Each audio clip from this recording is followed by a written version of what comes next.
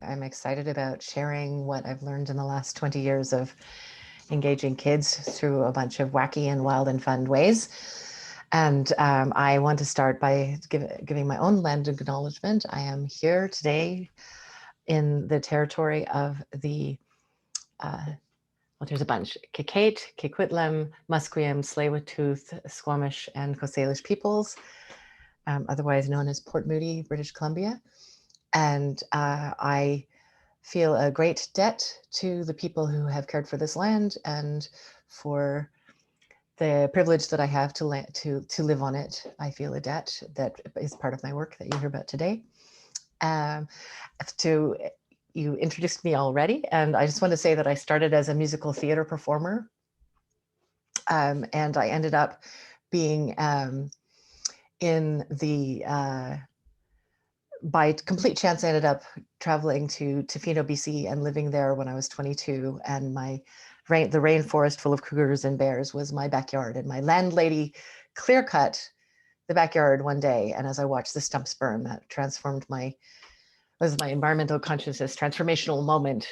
And I joined the Friends of Clayoquot Sound in the area to help protect the forest in the area. There were about 8 of us at the time.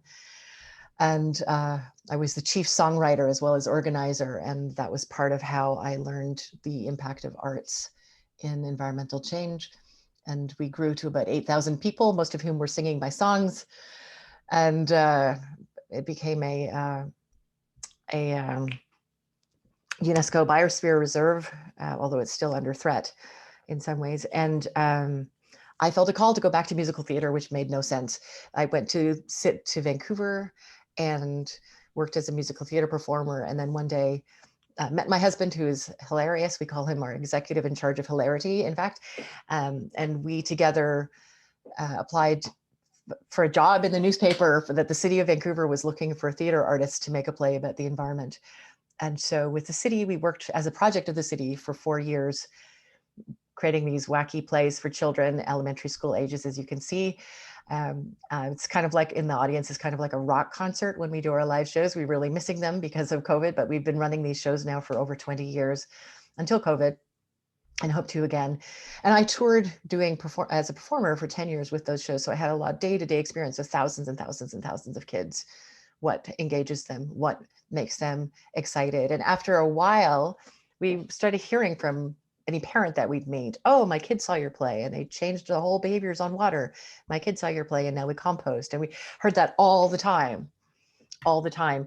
And then we started wondering, like, okay, there's this impact that we're having that's bigger than what we see a lot of other environmental education programs that are just sort of intellectual. So what is that we're doing? How can we scale it? We knew that theater wasn't really scalable. So we thought about how can we use digital media, which 10 years ago, this was 10 years ago, digital media was just emerging. And we were like, how can we use this new interactive technology to scale? So we made some videos with our characters from our stage plays, and kids love them, but what do kids look like when they're watching television? Zombies, right? So we thought, if kids look like zombies, they're in our live shows, they're like laughing and yelling and pointing and singing along and doing hand choreography and things. And we're like, if the kids don't move, they're not in their bodies, they're not going to change anything. So we spent 2 years, very fortunate to work with teachers in classrooms who let us in to basically experiment on their children. We had permission. But we went in and tried to figure out how we could use digital media. So what we did first was we created an experience for children. And then once we had that experience created, it was like, what's it like? How could we make it be like a live theater experience without us being there? So we created the experience, and then we replaced ourselves with videos of these superhero characters projected at the front of the classroom. And we had this program called the Planet Protector Academy. And so we there you go, there's our logo, the Planet Protector Academy. And it is a 6-week program, 1 hour a week. It's all digital, except the idea was that we would use the digital to launch the children into action in the world, right in the classroom, first of all, and then each week on missions to take home to change their families. And so what we've learned in the past 10 years of doing this, and why 97% of teachers rather like the program, and why 73% of kids feel like real life planet protectors, and why so many kids go home and change their families from this digital program, that is based in our theater work. And so like we started looking at what is it that we're doing so that we can share it with other people, so that other people can learn our work. And so this is one of the key things we've learned, is that by engaging kids' hearts, minds, bodies, and spirits, not just their minds, that they go home and become agents of change in their families and communities. And we found that really consistently, no matter where our programs have gone. And so what we realize now is that we're not just teaching kids environmental habits. We are helping transform kids into change makers. We're creating a space in which transformation can happen. And we're helping kids find their own agency to create change. And that's pretty exciting, I have to say. We have one young woman who I met when she was in her 20s.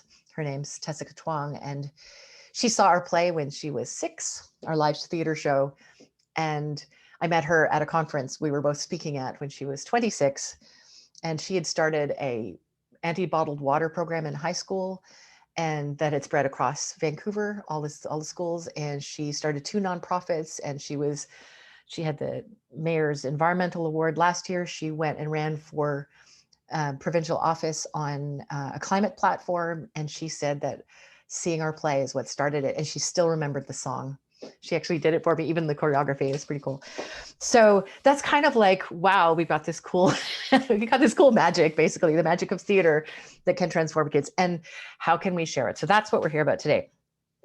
So one of the things that we're going to start with is talking about superpowers, because we believe that every child has a superpower, and they don't necessarily know what it, every person has a superpower, and they don't necessarily know what it is. And it's part of our job in our training as apprentice planet protectors to discover our superpower. Because my superpower, one of them, is writing songs that stick in your head. Obviously, this woman remembered it for 20 years. But other people's superpowers, they might not know. They might be still in development. It might be something even as simple as baking an incredible muffin. Like, it doesn't have to be something, big and huge. It could be something quiet and small, and all of the superpowers are needed. And we have, I'll talk about this a bit later. We have an Indigenous series made by Indigenous artists and leaders called Messages from Mother Earth. And in one of them, Dene, a friend named Pat McCabe, who her name is Woman Stands Shining, she does this beautiful session where she talks about superpowers, but she says, in my tradition, we call it our medicine, and everybody has a medicine, and we all need the same medicine. So it's our work. I'm a person who's very connected to the land, as Ryan mentioned at the beginning, that for a non-Indigenous person, I'm a very rooted in being in the land and listening to the land and getting my guidance from the land and that kind of thing. And so I find, in a way, it's not surprising to me that the way that we talk about superpowers is very aligned with the way that Pat was talking about medicine. Anyway, so what we would like you to do is, in the chat, if you would, write what your superpower is, because everybody has one. And often people know what it is. Maybe you don't know, maybe yours is in development. That could be, that's totally fine.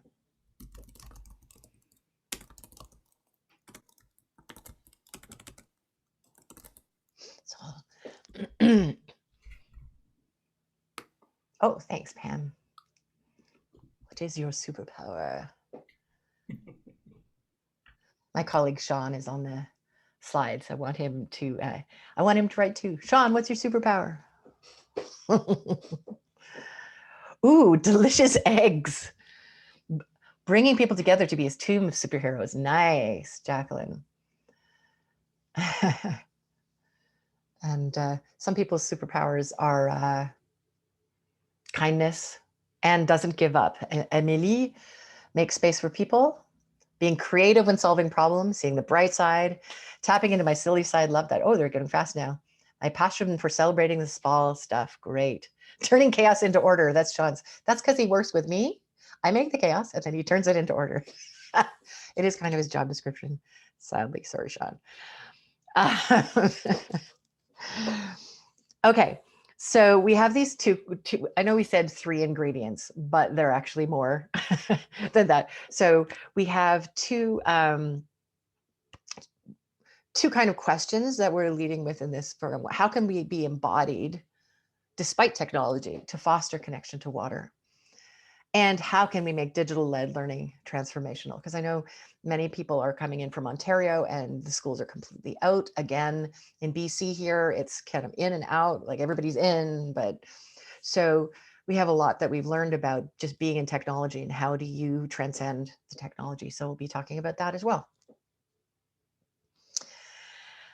On to the next slide. So how can we remember our connection to the breath and the body and the land and the water, like even when we're digital, even when we're wherever we're, whether we're physically with people or whether we're communicating digitally. And so we say we have these 3 ingredients just in starting with us as the person who's leading, starting here in your body. And how can you, we forget we're in bodies, we forget we're in the digital thing and we get locked into this like rectangle and we think we have to like stare and be here and I better not move. And so what I would say to you, as somebody came on at the beginning and I was saying, you don't have to, you don't have to turn off your camera. And it's because I'm going to give you some tips about how to be on the camera without feeling so awkward and weird and strange and self-conscious and all these kinds of things. Because all of that is going to stop and inhibit us from anything, any capacity we have as an educator of whatever kind we are. So one of the things is, I don't know, everybody knows it's like if you stare at a person in real life, the way that we have to look at the screen, that's like a sign of aggression. Why do we feel like we do that? So like look around, look away, drop your eyes, don't feel like we have this unconscious agreement to just stare at each other. And we have Zoom fatigue. Well, no wonder we have Zoom fatigue, because it's like I have to sit like this no matter what, and I have to stare at everybody and look smiling and look like now I can see myself in self view and my chin is showing. So how can I right? Like who could do that? So I don't know if you know this on Zoom, we're on Zoom now. On the top right of your picture, there's 3 dots. And if you click there, if you don't know this, you can hide self view, because seeing ourselves all the time when we're talking to people is not normal human behavior. Like that's just actually frankly weird.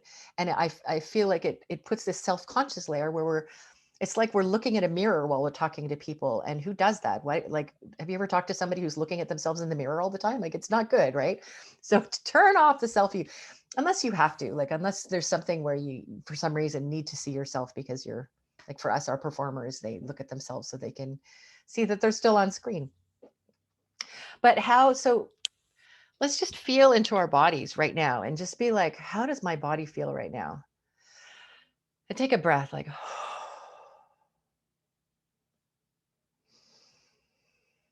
and just like be with yourself. As if we're not first with ourselves, how can we go out and be with anybody else, right? So let your body relax. Don't feel like you have to sit up. Stretch if you want, move when you need to. Just try and stay with your body while you're on this call. See how that feels like. Can you, like, and you'll notice you'll forget. Oh, I got totally just listening to what she was saying and I totally forgot my body again, but actually my foot's fallen asleep or whatever. So try and just be human, on the screen. Look around, rest your eyes. I know a lot of people have their camera off, and that's totally fine as well, of course. But for those times when you're not, be present with yourself. When we're present, embodied, and connected with ourselves, and then we can connect with each other, right? If we're not, we're really at a disadvantage to try and connect with other people. And then how can learning happen if we're not connected? And you can't connect to the water in the same way if you don't connect to yourself. So we say, don't let the tech change us. Let's still be human together. Don't let this box put us in a box. Someone's superpower was this morning in a call we did was they couldn't. What was it? They couldn't find the box. That was their superpower. So, so if we start with remembering the breath, breath is key to connecting with your body, right? And I don't know if you've heard of screen apnea, but being on screen on Zoom actually inhibits our breathing. So we can actually stop breathing when we're on screen. So that's part of why we get Zoom fatigue. So we need to just remember to breathe. So try during the session, remembering to breathe. You could even write yourself a Post-it note on your screen, right? Just so, why don't we take a breath together? We call it the superhero calming breath. Actually, superhero calming breath is the theme song for the superhero calming breath. And that is another name, is box breathing. You've probably all done it in some version. So it's 4 counts through your nose, hold for 2, 4 counts out through your mouth, hold for 2. So let's just do that together right now. And I'll sort of count it, but also do it with you. So in for 4 through your nose. And hold for 2. And out through your mouth for 4. And hold for 2. Let's do that again. In for 4 through your nose. Hold for 2. Out through your mouth.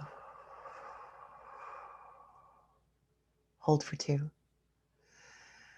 So now, because you felt in your body before, you feel in your body now, I invite you to write in the chat anything you've noticed about the difference. How do you feel? How does your body feel? What happens when you breathe?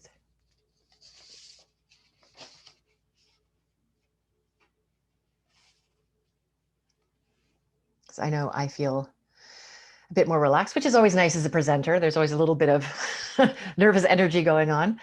Erin said they felt their neck tension release. That's awesome. And connected as you're all doing it together, calm, becoming aware of your body instead of ignoring it. Nice. It's, I think you will find that if you do breathing and body awareness, anytime you're anytime you're in a classroom, honestly, probably, or teaching or wherever you teach, in a museum or whatever, that becoming aware of yourself and your body is going to improve your connection with other people and help them to connect with their bodies as well. Listening to my heart, beautiful, and more present. Beautiful. And the use of we have a video of the superhero calming breath. We've got a bunch of resources that we'll talk about today, and Sean will be putting them. And don't click it now, though. We had that in another thing, and somebody clicked it, and it started playing while we were all just like meditating. It was awesome. So yeah, Zoom fatigue is in large part because of the disconnect that digital devices create in us. That we all know about the disconnect, right? So for us, we use digital to get people offline, or in this case, just now we're on digital, but we use it to get into our body. So I use this digital medium to get a group of people breathing and feeling their bodies. And so we can transcend this medium. We don't have to we kind of go into digital, and we can kind of let go of all the things that we know. And because there's this box, it's amazing the power of this box and the power of digital to disconnect us. So it's really good to counter that with some body-based awareness.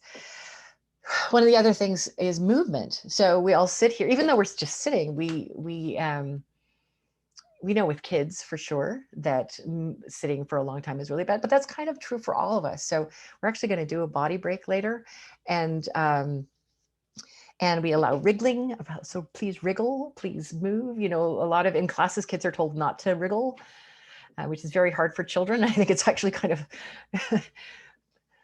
very difficult. Part of, I understand, in order to teach, you need to not have chaos in the classroom, but at the same time, our bodies are our bodies. So the body is also a great starting point for exploration with water. Why is that? Because we are, of course, 80% water. So it's interesting when I think of that, like I don't feel like a 80% water. Have you ever had that where you're like, how can I be 80% water? How is that possible? But then you go, well, I can feel my heart pumping the water that is my blood, right? So, you can just feel like the water in your body. We have,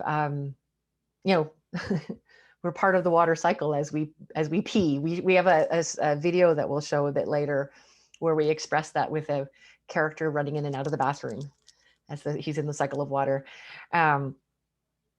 But yeah, so we can have a personal connection to water when we start with the knowledge of like how connected we are. We're 80% water, so we have to protect it out there. Like we're not separate from the water out there. And in our Western conditioned mind, we think of ourselves as separate from the environment. Even very, very environmentally committed people can still see, well, there's me, and then there's the environment, as opposed to realizing that actually I am deeply part of it. Part of the cycle, the food goes in me, the water goes in me, the water goes out of me, the food goes out of me, and my whole being is made up of the land. And by reorienting that, we can recognize that how connected we are. So I think we should do a little body break, since I keep talking about body.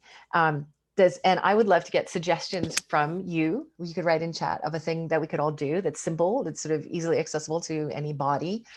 One of the kids' favorites when we do it is acting like a monkey. I think that might be a little more than adults want to do, but if anybody has an idea that you might want to suggest, you can throw it into chat.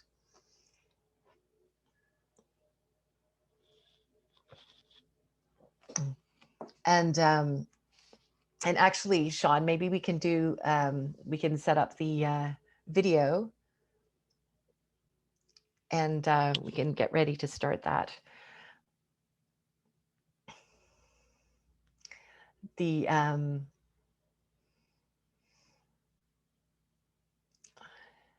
cycle movements, since we're talking about water. Okay, does anybody have another suggestion? Or we can just go with cycle movements, or we can water movements. Let's do water movements. Any cycling, we can do water. Just move your hands, and Sean, you can set up the video, and we can start to watch the video. And here we go. So this is one of our programs about water that we have made. You can stop anytime. That we were invited by the First Nations nonprofit in Alberta to create a superhero Cree character for our waste and water programs. And we invited Indigenous artists to create this series called Messages from Mother Earth. And our hero goes around the world to interview Indigenous leaders who are doing water projects. And this is one in which he learns about thanking water. So go ahead.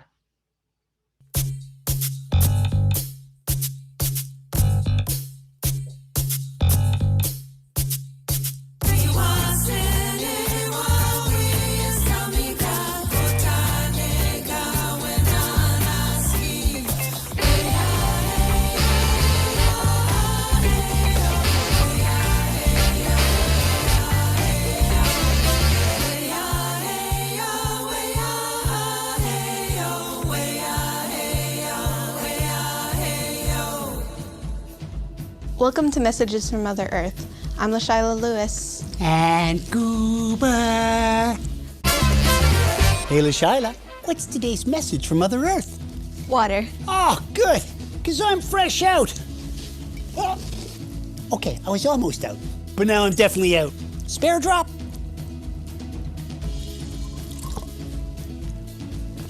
Thank you, water. What are you doing?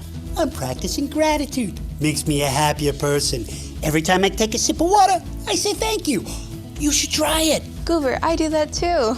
You do? Uh-huh. I am thankful for water. I am thankful for rivers. I'm thankful for rain. Oh, I'm especially thankful for water slides. Try saying thank you to water. Thank you, water.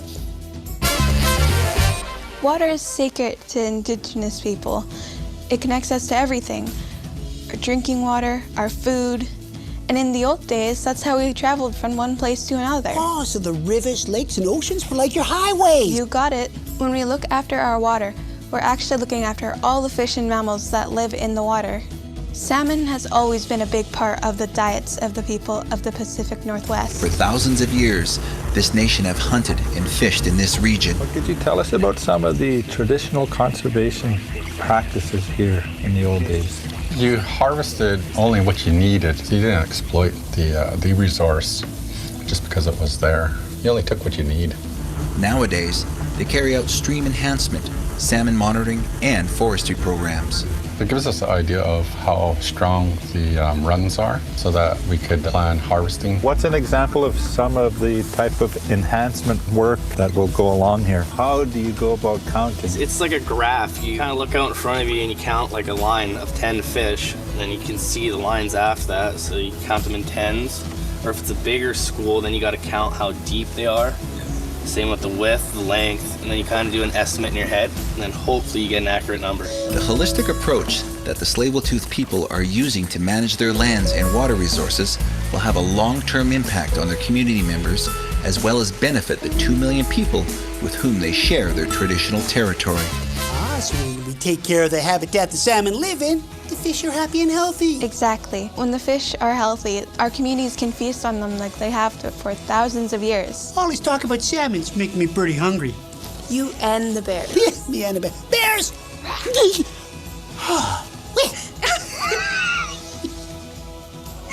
I'm a bear.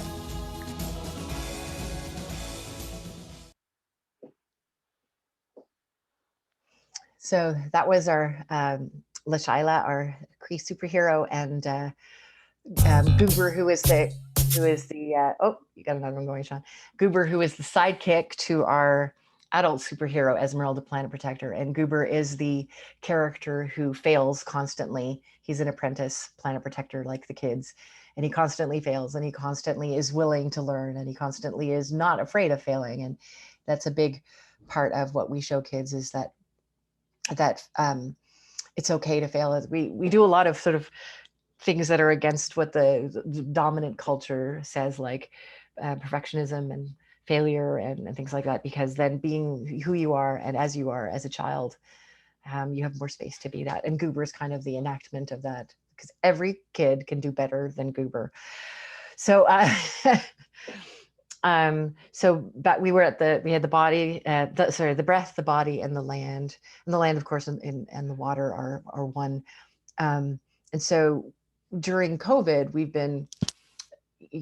had, I told you about our classroom program that that teachers run independently in the class, the Planet Protector Academy. But during COVID, when everything shut down last fall, we started doing live broadcasts to individual kids in their homes. And then we were thinking, how can we connect kids who are like stuck in their homes and can't go anywhere to the land and water around them? And we realized that what we could do is we could ask them to find the closest water to them. We could ask them to find, does it have a name? Does it have an Indigenous name?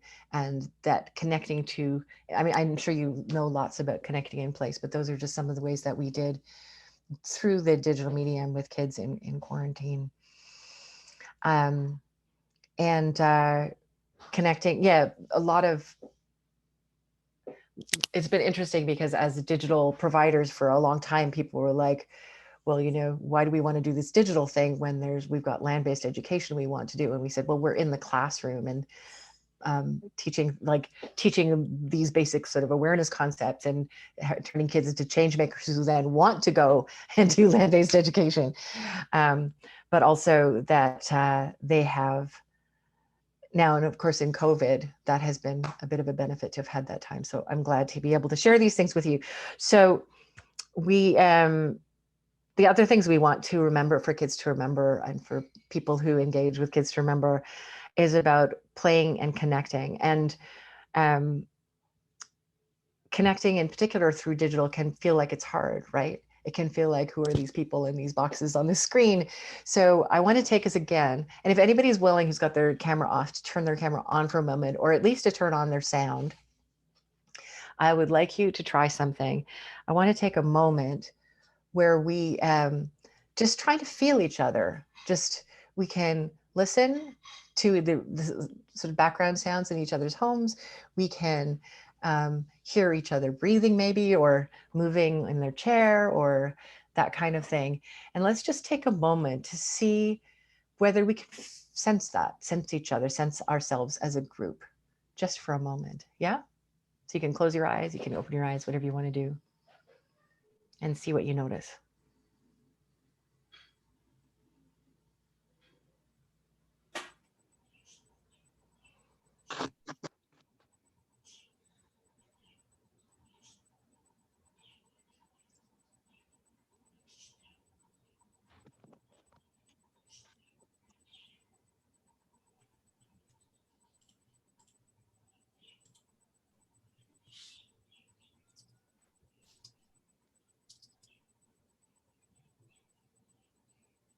And you can also remember to feel your breath or your body or the land underneath you.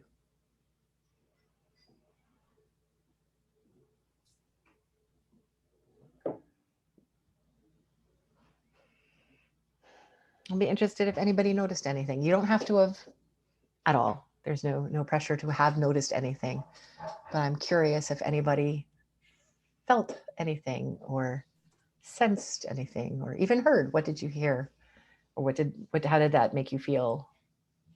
Anything like that. If you can write in the chat. Oh, Sana says it's windy. Sean says, I'm enjoying the chirping of the birds. I heard my mother singing to my son. Nice. Invite all opening of the senses, right? My furnace turning on. Something that sounded like a distant spring peeper. Nice. And did anybody have, it feels like we're outside with Sana. Nice. So for me, I have a sense of us. I don't know if anybody else had that. Like I could hear a bunch of people and I could kind of feel us. And that's like the beginning of a connection, right? If you do that over time, my board does this. We're a charity and we have a board and we do this every meeting. We just feel each other like that. And it's wonderfully calming and connecting even through Zoom. So if you have any interest in trying that out a little bit more, you're welcome to. Yeah, so I mentioned playing and creating, and we'll get more into that. But we try to have a lot of fun in using play. So play could be like have a theme for the day if you're in an adult meeting, because this stuff works with adults or kids, right? These basic concepts of how to be on Zoom together. Or in presence, it works actually if you're all sitting in the same room together, honestly. To be with your breath and your body and the land helps everyone connect regardless of Zoom, but it really, really helps on Zoom. But on Zoom, you can have fun with saying like assigning a theme for every meeting. Like, okay, this is going to be the glitter theme. So I'm going to wear my glitter hat, or I'm going to put on a glitter background, or I've got a glitter pen or something. Or the theme today is stars. So oh, I have a shirt with a star on it, or I've got a buckle with a star, that kind of thing. You can just, the theme is red. I'm always wearing red. So that can be a kind of a fun way to bring a little bit of interest into the otherwise not necessarily entertaining thing you're doing, whatever that is. And we also do a lot of things like put kids in teams and have team names. So the kids name their teams like we are the boulders or the evaporators or the tsunamis or something. We use points, which I'll get into. And we use rewards as simple as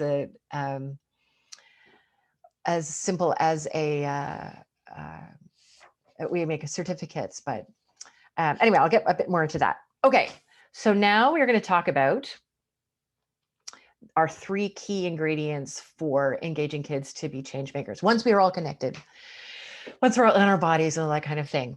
So we are going to do this in the format of a game show. So I hope you are ready to chat, because we're going to do it in the chat. We have three key ingredients for this transformational learning: story, arts-based activities, and gamification. And so the first one is story.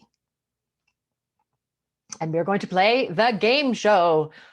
Welcome to the Plan Protector Academy game show.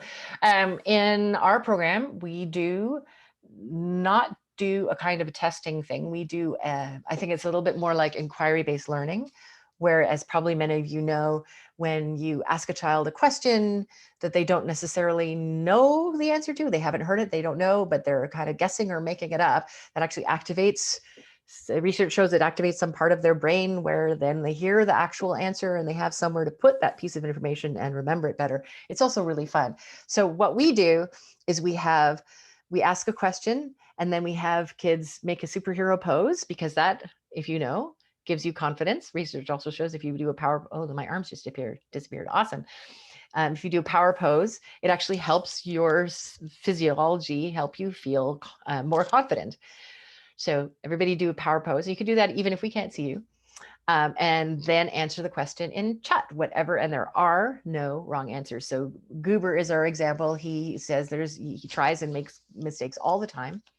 So don't worry about that. We will ask our first question. Are you ready, contestants? Not contestants, but first question is about story. What are the benefits of bringing story into environmental education? Do you think? Superhero pose. I suddenly feel confident to answer this question. Way to go, Aaron and Ryan. I see you doing your superhero pose. And then you can put it into the chat. Emotional connection. We remember the facts when we presented a story. Stories are memorable, says Ryan. Lisa says, gives our lives a sense of being a part of larger arc. Yes. Everyone connects to stories, says Jacqueline. It is true. And patterns and stories help people remember. Very good. Engaging with narrative, a string of connections, says Aaron. Yes. Great. So Sean, do you want to show us our answers, which many of you have already given? It's fun. It's engaging. It gives learning and action a purpose, makes it more memorable, and it models behavior and leadership. Marley says stories are easily passed down and helps learning become intergenerational. And Estafa says something similar, can help pass knowledge to others. So the way that we do story is we give kids a mission book with their mission, and we give them an ID card where they draw their own superhero character. If you feel like doodling right now, you can draw yourself as a superhero with your superpower if you wish. And we find that the modality of superheroes works really well. We have the main superhero in their videos turns to the camera and says, welcome everyone, you are all apprentices and this is real life. So we tell the kids this is real life. It's not just a story. So we bring story and real life together so that in their hearts, they're feeling like part of it. It's not just something happening out there. It's because you can do story and it's still out there. But if I'm a character in the story, suddenly I have an investment in it and we're all together. We don't have individual superheroes. We need all of us and it requires everybody. I think you all understand story, but it's just an interesting way to use story in a learning environment. And instead of just thinking, oh, I am telling a story, it's like, how can what we're doing be a story, right? Next slide. Next question about arts-based activities. What are the benefits of using arts-based activities in environmental education? Superhero pose, superhero pose. Yes. I can see Erin smiling as she does her pose. Tapping into lateral creativity, fun and engaging. Yes. Lateral creativity, very good. I like that. Expression of self, not feeling like you need to conform, you can be you. That's a good one. I like that. Hands-on, into the body, making connection. Yes. Express your feelings, igniting creativity. No one has to be good at art to do art. Everyone can do it. This is true. This is very true. So you can still write in. Allows bringing different knowledges and ways of knowing and being together. Subconscious comes out, Sana. Yes. Exploring who you are connects art to deeper meaning. Absolutely. So let's go to our answers.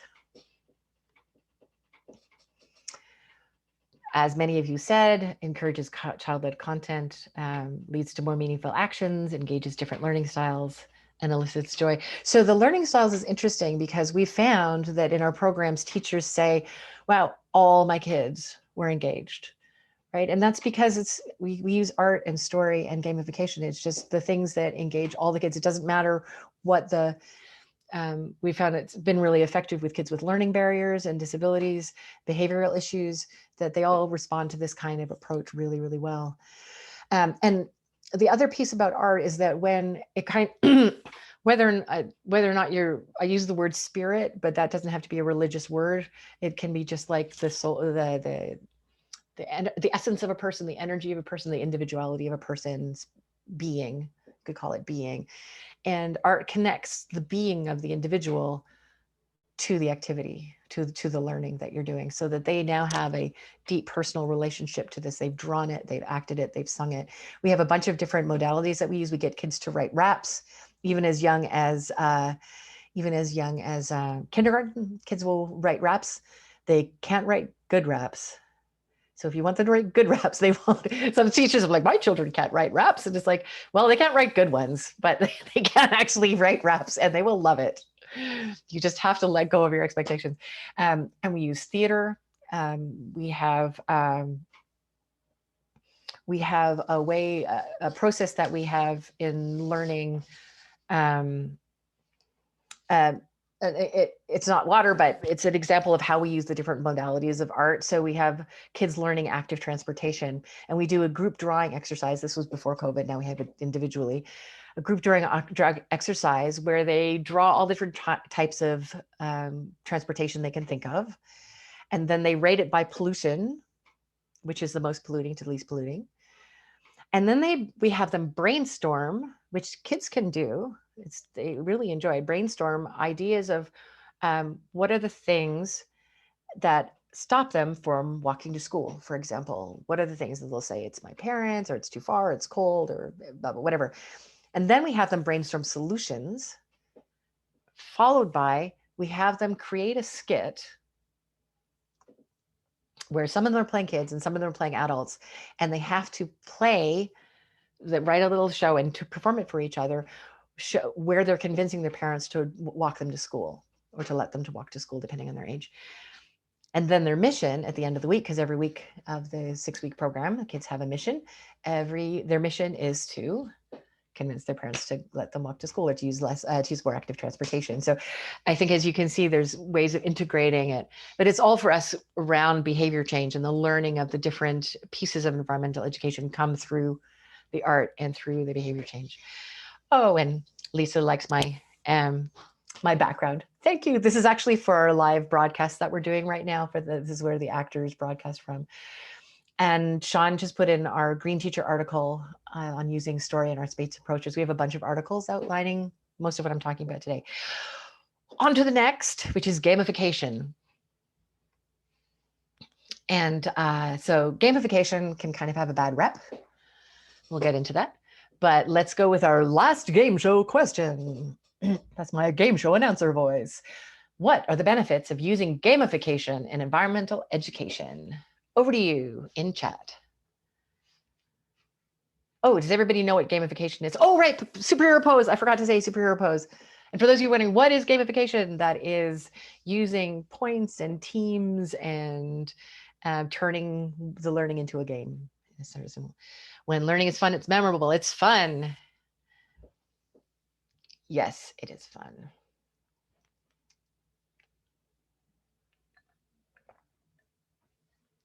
It brings light to sometimes heavy topics. Erin says it's interactive, fun, and we love winning. We do. Competition, fun, and excitement.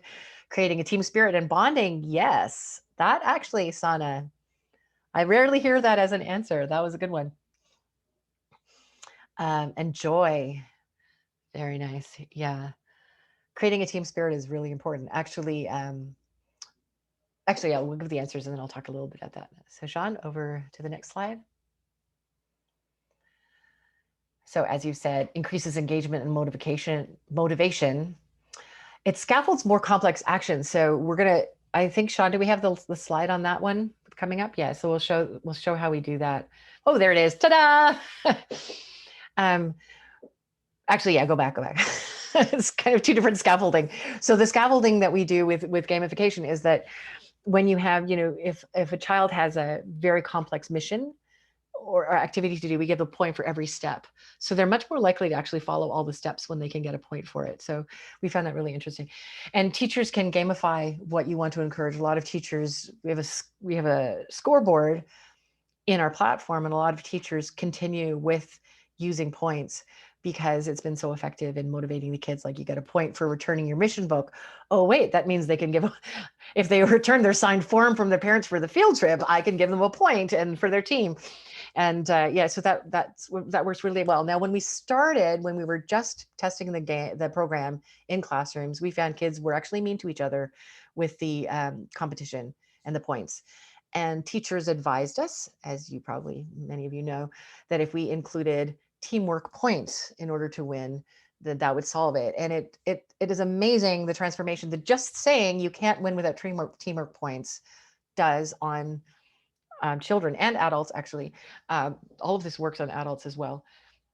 It makes a big difference in kids, and suddenly they're including everybody and they're being patient with each other. And so it's a gamifying inclusion, essentially. We had a conference where we're doing this whole approach with 200 adults. It was very fun. And we had a photo booth and we gamified participation. So you got a point for your team if you brought somebody else to the photo booth. And there was this one, so it took the most competitive people went out and brought everybody they possibly could in to be included. And it was quite amazing to see how everybody was brought into the game by the most competitive people. So can gamification be inclusive of neurodiversity? Great question. Yes, we have found that it has, well, that is what we've heard, that kids who are neurodiverse have responded really, really well to the program. That in the game show itself, that often we've heard, for example, that a teacher wrote us that an autistic child who had never before gotten up in front of the class got up in front of the class to be part of the game show. So we've heard a lot from teachers about this kind of thing. And for me, that's very exciting because when we watched with the when we were performing live shows and we'd have 200 kids in the audience, we'd be like, oh, those kids aren't participating and they're not engaged. And so every day we would try to engage them a little bit more and see what we could do to change what we're doing. So that's always our approach. So onward. I think we're almost running out of time, aren't we? Oh, 10 minutes, including Q&A. Thank you. Okay, so that was the end of our game show. And now I just want to talk to you a little bit about our programs, and then if you have any questions, we will really be happy to answer them. If you have any sort of other ideas about things that I'm happy to say. Oh, somebody, Lisa was saying, I was worried that competition leads to competition for who's smarter. Yeah, that's not what we want. That's not what we want. Okay, so about our programs, the Planet Protector Academy is an on-demand classroom resources for grade 3 to 6. We have curriculum links for all those grades. It has also been used by grades 1, 2, and 7. The younger kids, they just need a bit more help with the language. And the older kids, it really depends on when the coolness factor hits. So if they are young enough to still believe they could be superheroes, it works really well. If they need to show that they're too cool, then it probably won't work for them. But lots of kids really love the program and are engaged. We have a live stream broadcast for kids who are at home or kids who, my words are like falling into each other. So it's after school on Tuesdays starting May 4th. Yes, may the 4th be with you. Yeah, it's Jedi school, right? It's all because I wanted to go to Jedi school when I was a child. So yeah, our live stream broadcast starts May 4th.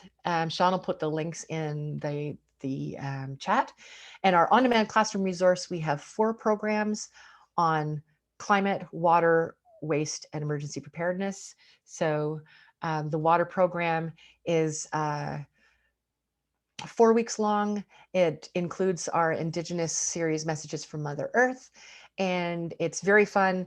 We project it at the front of the classroom, and then we've actually adapted it in the activities for COVID friendliness so that kids aren't drawing together. But it is free. We're a charity, and we do a lot of work to make sure that kids can receive the program at no cost. So it's no, and we also know that teachers have no money and schools have no money. So if we want the program, we better find somebody else to pay for it. So please check it out and see if you're interested. You can check out the first module and online and see what you think. And is it linked to curriculum beyond BC? Excellent question. Yes, we have curriculum links to, I believe, all provinces. Sean, is that correct? Sean is more knowledgeable about all of our curriculum links. Sean is not answering. Where is he? Oh, there we go. British Columbia, Manitoba, Ontario, Saskatchewan, and Alberta. There we go. And because of we really wanted this program to go widely across provinces. And so we found it, because of the arts-based approach, it actually much earlier it's much easier to connect with different curriculums as opposed to like this topic is taught in grade 3 in Ontario and it's in grade 2 in BC and that kind of thing. How long did it take you to develop these programs? Emily is asking. It took us, well, 20 years. No, well, sort of like learning how to do what we do took about 10 years, I would say, of doing the live shows. And then 2 years of trying to figure out how we could do this digitally. And then it took about another, we built 3 digital platforms and we had to learn to become tech people to develop a platform. So that was another couple of years. So it was a while that it took us. And each program takes about a year to develop. We flashed a slide earlier, but then it disappeared. We did the scaffolding slide. Sean, do you want to show that? There we go. So this is in our at-home missions. We start with what's easy. So in the first week, this is our food waste program, but it's just as an example. The first week, we're basically getting the parents the idea that their children are going to lead change at home. So I didn't say this, but we use the gamification and the power of kids bugging their parents to drive change in the parents. So this isn't just about kids changing themselves, it's about kids changing other people, and they get a point for every time they bug their parent, basically. So or remind, we'll say remind gently. So the first week, they're looking at the waste situation in their house and talking to their family about garbage. So there's no sacrifice. The second week, we have them put an Eat Me First label box in their fridge, which is very little effort and no sacrifice. You actually save money when you do that. The third week is, let's use the organics pickup or learn composting. So that's a bit more effort and sacrifice in time. And then the fourth one is waste-free lunch, which is an effort to find recycling, reusable containers and so forth. And now I can't eat my favorite packaged, whatever it was. So we scaffold the learning all the way, in both within the one module of a program and across the missions and across the whole program until we have superheroes of environmental protection at the end. Do we have any other questions?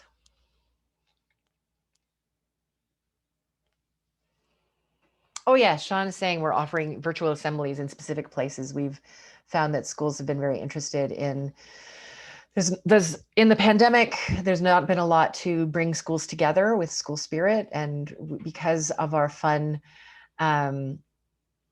approach, it actually really helps kids with school spirit. So we're doing these 30-minute assemblies in a bunch of places, and you can email Sean to ask about them. They're just 1 half an hour assembly as opposed to the water program, which is 4 weeks for an hour a week. Now, Lisa's asking, does this include workshops for parents with barriers? I'm not sure what SES time is. Income and time. Workshops for parents. We always, when we design our missions, we always consider barriers of parents. So you need to, even with our emergency preparedness squad program, the provincial emergency preparedness squad, the kit was like, their approach was like, you just take a couple of dollars a week and buy a thing. And I was like, no, not everybody has a couple of dollars a week to spend. So we were always trying to be aware of people's barriers. I think if that's what you mean. Do kids get workshops to help parents make these changes? The whole idea is about help. That's the whole idea of the program, is that kids become the change makers in their families, and they practice talking to their parents, or they get empowered to make those changes at home. Do we track the results of these programs anywhere? Yes, we do. It's anonymous, of course, for children. So in the classroom, so it depends on the program, but in the classroom program that teachers run, kids bring back their mission reports and then do a show of hands. How many of you changed this? And the teacher enters 20 kids. So we have that kind of data. We have lots of data of the effectiveness. And we've found that about over 90% of the kids take the missions home. And depending on the mission, 50 to 75% of kids actually succeed in changing their families. We were able to connect with a whole class of kids, parents, a year later, which is very difficult to do. And something like 87% of those families said they were still doing the missions. Their kids had started a year before. So it's pretty exciting to see the changes. Oh, Sana is confused. Did you, I don't blame you. Did you say this program is offered after school? I thought it was for teachers in classrooms. So all of the above. We have a program starting on May 4th that's after school. And that's, I believe, our waste program that's running at 4:30 Pacific, 7:30 Eastern every Tuesday for, we got 1 minute. Then we have an on-demand program that teachers can use at any time in the classroom. And then we also have the assemblies, which are live broadcasts. So they're all of the above. And I'm going to interrupt here and pass yes. over to Ryan. Great, thank you. Well, thank you. Thank you, Vanessa. Thank you, Sean. And of course, thank you, Pam, for making sure everything was working there. You did a wonderful job. The superpower that Pam had, I thought, was quite if I do say so myself. Thank you all for the attendees for joining us today. And I hope you do enjoy the rest of the conference. It continues.